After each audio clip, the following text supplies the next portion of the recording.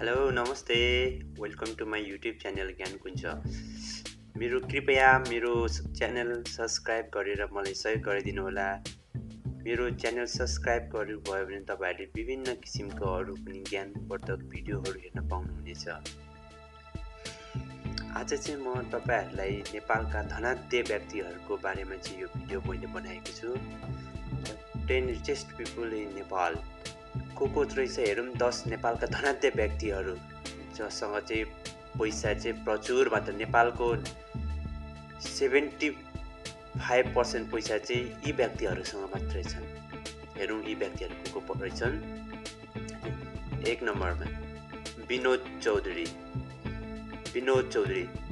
फोर्ब्सको सूचीमा फोर्ब्स म्यागजिनको सूचीमा सूचीकृत हुने पहिलो नेपाली विनोद चौधरी विश्वको 1342औं धनाढ्यमा पर्दछ। उनी चौधरी ग्रुपका मालिक पनि हुन् र यस अन्तर्गत विश्वमा 80 भन्दा बढी कम्पनीहरू रहेको छ र उनको कुल सम्पत्ति 1 अर्ब 60 करोड अमेरिकन डलर छ। र चाहिँ विनोद चौधरीको विभिन्न कलेजहरू र चाहिँ सँगसँगै विभिन्न शेयरहरू बोन्ड्सहरुमा पनि धेरै लगानी छ।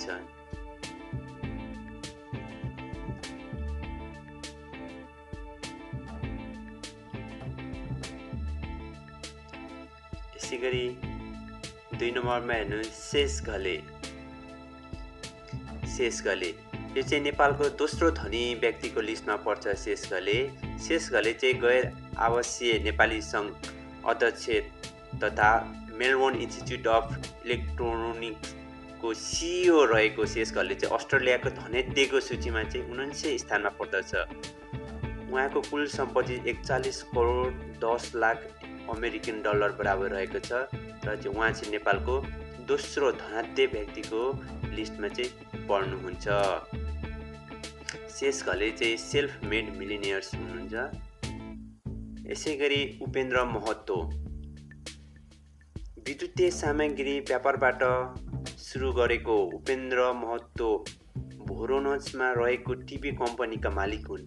उनको कम्पनीमा वार्षिक 10 लाखवटा टिभीहरू उत्पादन गर्छन्। हाल उनले विद्युतीय सामग्री मात्र नभएर तेल, बैंक, अटोमोबाइल क्षेत्रमा पनि हात हालेका छन्। उनको कुल सम्पत्ति 36 करोड देखि 1 अर्ब डलरको हाराहारीमा छ।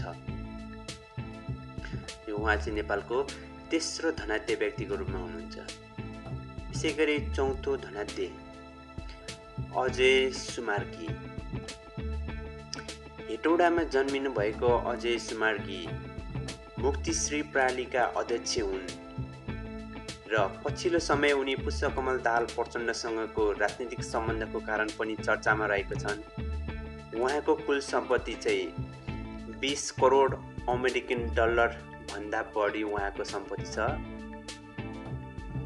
यसैगरी 5औं स्थानमा आउनु भएको छ जीवा लामिछाने। जीवा लामिछाने नेपालको 5औं धनीको स्थानमा हुनुहुन्छ। जीवा लामिछाने टिभी उत्पादन गर्ने प्रसिद्ध कम्पनी ट्रस्टका म्यानेजिङ डाइरेक्टर हुन्। उनी स्यामसङ, एलजी, सोनी जस्ता कम्पनीहरूको लागि रसियाका डिलरका रूपमा रहेका छन् र उहाँको कुल सम्पत्ति चाहिँ 7 करोड 20 लाख अमेरिकन डलर भन्दा बढी छ। र यसैगरी उहाँ चाहिँ नेपालको 6औं धनाढ्य व्यक्तिको रूपमा चाहिँ सूचीकृत हुनुभएको छ। यसैगरी 6औं नम्बरमा पर्नुभएको छ पशुपति शमशेर। तपाईहरुले चिनिहाल्नु होला सबैजना पशुपति शमशेर। राणा परिवारमा जन्मिएका पशुपति शमशेर राप्रपा प्रजातन्त्रका अध्यक्ष हुन्। उनी राजा भन्दा धनी नेता हुन्। उनको कुल सम्पत्ति 8 करोड 40 लाख अमेरिकन डलर भन्दा बढी छ। र यसैगरी उहाँ चाहिँ नेपालको 6औं धनी व्यक्तिको लिस्टमा पर्नु भएको छ र उहाँ चाहिँ राजाको भन्दा पनि बढी सम्पत्ति भएको नेतामा पर्नुहुन्छ। यसैगरी 7 नम्बरमा बेलराम चेनराई। ओखलढुङ्गामा जन्मिएका बेलराम चेनराई हङकङमा बसोबास गरेर हङकङमै व्यवसाय सञ्चालन गरिरहेको भएको छन्। उनी अहिले सम्पूर्ण परिवारसँग हङकङमा बसिराख्नु भएको छन्। उनी साउथ एसियन सोसाइटी इन हङकङका अध्यक्ष पनि हुन् र उहाँको कुल सम्पत्ति चाहिँ 7 करोड अमेरिकन डलर भन्दा बढी छ। यसै कारणले गर्दा उहाँ चाहिँ नेपालको 7औं स्थानमा पर्नु भएको छ। 8औं स्थानमा हुनुहुन्छ राजेन्द्र खेतान, नेपालको 8औं धनाढ्यको रूपमा हुनुहुन्छ। खेतान परिवारको जेठा सन्तान राजेन्द्र खेतान नेपाल एक सफल व्यवसायी हुन् र हाल उनको खेतान ग्रुपले सम्हालेका छन्, जसमा 13वटा कम्पनीहरू रहेका छन्। उनी लक्ष्मी बैंक र प्राइम लाइफ इन्सुरेन्सको सिइओ को रूपमा पनि कार्यरत हुनुहुन्छ।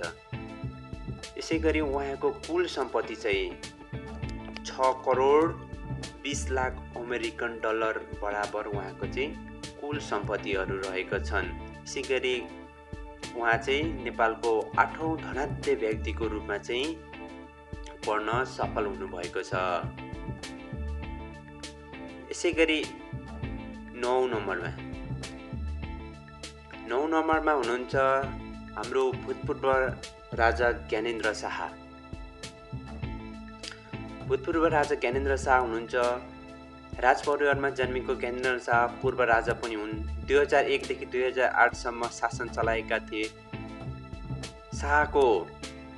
ज्ञानेन्द्र शाहको 17वटा कम्पनीमा शेयर रहेका छन् भने उहाँको कुल सम्पत्ति चाहिँ 5 करोड 80 लाख डलर रहेको छन्। उहाँको सम्पत्ति चाहिँ 5 करोड 80 लाख डलर छन् र यसै गरी उहाँ चाहिँ नेपालको कान्छो धनाढ्य व्यक्तिको रूपमा चाहिँ सूचीकृत हुनुभएको छ। हस् त यहाँहरूलाई कस्तो लाग्यो मेरो यो भिडियो? कृपया तपाईहरुले राम्रो लाग्यो भने कमेन्ट्स गरिदिनु होला, नराम्रो लाग्यो भने पनि कमेन्ट्स गरिदिनु होला। यदि राम्रो लाग्यो भने please subscribe my channel for more video. अनि तपाईले साथीहरुसँग पनि यो भिडियो शेयर गरिदिनु होला। हवस् त, धन्यवाद, बाइ।